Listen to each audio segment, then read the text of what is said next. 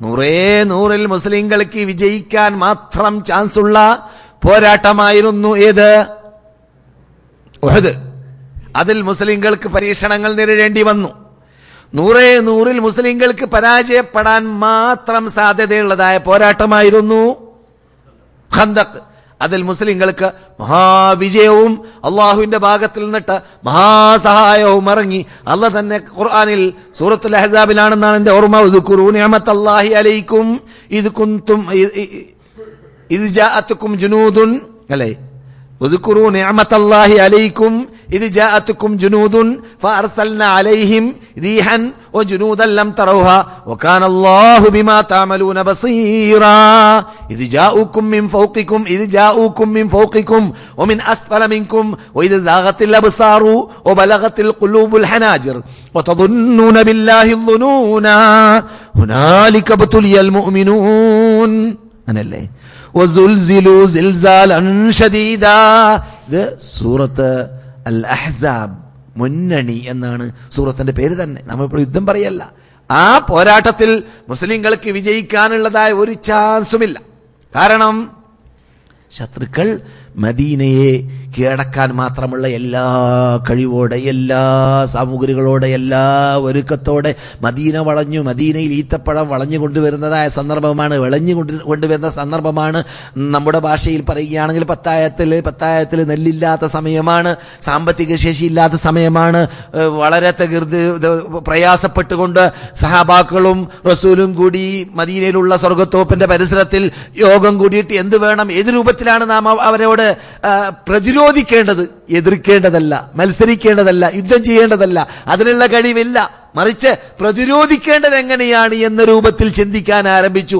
അവസാനം പ്രതിരോധിക്കാനുള്ള മാർഗമായിട്ടാണ് ആര് പറഞ്ഞത്? അഭിപ്രായം സൽമാൻ അൽ ഫാരിസി റളിയല്ലാഹു തആല അൻഹു കുഴിക്കാമെന്ന് ഞാൻ പറഞ്ഞു. അത് ഇപ്പോൾ ഉള്ളതായ സലാം റോട്ടിൽ കൂടി പോകുമ്പോൾ ആദ്യം ഹറമിനോട് തൊട്ടു നിൽക്കുന്ന ജംഗ്ഷൻ കഴിഞ്ഞാൽ വരുന്നതായ ജംഗ്ഷനിൽ, അല്ലെങ്കിൽ സർക്കിളിന് മുമ്പായിട്ട് വരുന്നതായ ജംഗ്ഷനിൽ കൂടി ടർണായാൽ ഒരു പെട്രോൾ പമ്പുണ്ട്. ആ പെട്രോൾ പമ്പിന്റെ ബേക്കറിയുള്ള കുന്നിൽ നിന്നിട്ടാണ് അവരാരംഭിച്ചത്. കാരണം അവിടെ മുതലാണ് യഥാർത്ഥത്തിൽ വിശാലമായി ഒരു ഇപ്പോൾ മന്ത്രി എന്ന് പറയുന്നതായ ഇവിടെ ഉള്ള ഒരു സൂപ്പർ മാർക്കറ്റ് ഉണ്ടല്ലോ, ആ സൂപ്പർ മാർക്കറ്റിന്റെ മുമ്പിലുള്ള ഒരു തോട്ടമുണ്ട്. ഇപ്പോഴും ആ തോട്ടം അവിടെയുണ്ട്. ആ തോട്ടമുള്ള സ്ഥലം വരെയുള്ള ഭാഗമാണ് യഥാർത്ഥത്തിൽ തുറന്നു കിടക്കുന്ന സ്ഥലം. അതിലൂടെയാണ് അവർക്ക് പേടിയുണ്ടായത്. ആ സ്ഥലത്തിൽ കൂടി കടന്നു വരുമോ ശത്രുക്കൾ, ആ സ്ഥലത്തിൽ കൂടി കുതിരപ്പട്ടാളം കടന്നു വരുമോ എന്ന ഭയം അവർക്കുണ്ടായത് ആ സ്ഥലമായിരുന്നു. മറ്റു ഭാഗങ്ങളെല്ലാം ഒന്നിരിക്കലോ ഈത്തപ്പഴത്തോട്ടങ്ങളോ അല്ലെങ്കിൽ കുന്നുകളോ അല്ലെങ്കിൽ പർവ്വതങ്ങളോ അല്ലെങ്കിൽ ഒട്ടകത്തിന് ചലിക്കാൻ പറ്റാത്ത രൂപത്തിലുള്ളതായ മണലുകളോ അല്ലെങ്കിൽ മദീനയുടെ സ്വഭാവമാകുന്ന ഹറകളോ ആയിരുന്നു. അഥവാ പാറക്കല്ലുകൾ, കറുകറുത്ത പാറക്കല്ലുകൾ കൊണ്ട് വിതരപ്പെട്ട ഭൂമിയായിരുന്നു. അതല്ലാത്ത സ്ഥലമാണ് ഈ ഏകദേശം 10,000-ഓളം അടി നീളം വരുന്നതായ ഭാഗം.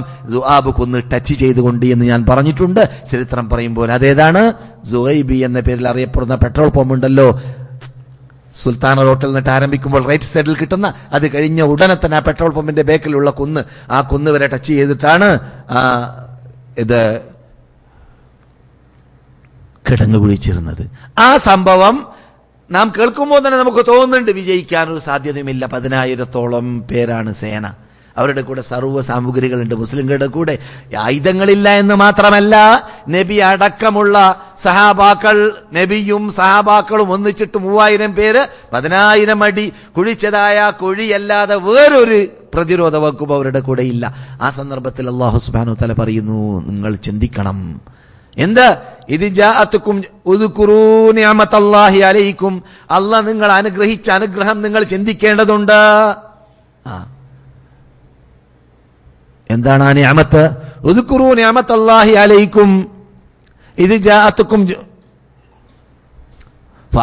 ജാഅതുകും ജുനൂദുൻ ഫഅർസൽനാ അലൈഹിം റീഹൻ വജുനൂദൻ ലം തറൗഹാ, നിങ്ങൾക്ക് നാം കാറ്റിനെ അയച്ചു തന്നു, നിങ്ങൾ കാണാത്ത സേനയും അയച്ചു തന്നു. അപ്പോൾ അല്ലാഹു സുബ്ഹാനഹു വ തആല വിജയിക്കാനുള്ള സാധ്യതയില്ലാത്ത സ്ഥലത്ത് മുസ്ലിങ്ങളാൽ സാധിക്കുന്ന എല്ലാം അങ്ങോട്ട് സമർപ്പിച്ചപ്പോൾ അള്ളാഹിന്റെ സഹായം ഇറങ്ങി.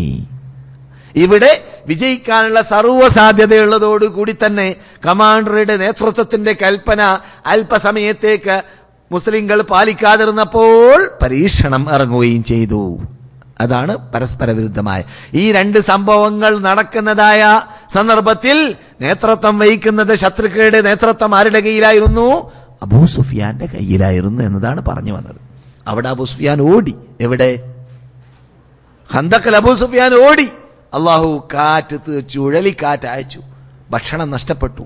ഭക്ഷണവും ആളും നഷ്ടപ്പെട്ടു പോകുമെന്ന് പേടിച്ചു. മൂപ്പരുടെ ഒട്ടകത്തിന് മീതെ കയറിയിട്ട് പോകാൻ തീരുമാനിച്ചിരിക്കുകയാണ്. ആർക്ക് തടി വേണം, ആർക്ക് തടി കഴിച്ചിലാക്കണമെന്ന് ബോധ്യമുണ്ടെങ്കിൽ എൻ്റെ കൂടെ വന്നോ എന്ന് പറഞ്ഞ് മൂപ്പർ അവിടെ നിന്ന് ഇറങ്ങി. അങ്ങനെ അവർ പിന്തിരിഞ്ഞോടുകയും ചെയ്തു. സംഭവം അബൂ സുഫിയാൻ നേതൃത്വം വഹിച്ചു. ഇസ്ലാമിന് മുമ്പ് ഇങ്ങനെയുള്ള രണ്ട് പോരാട്ടങ്ങളിൽ എന്നതാണ് നാം ഇപ്പോൾ മനസ്സിലാക്കി വന്നത്. അങ്ങനെയുള്ള അബൂ സുഫിയാന്റെ മകളാണ് ഉമ്മു ഹബീബ റളിയല്ലാഹു തആല അൻഹ.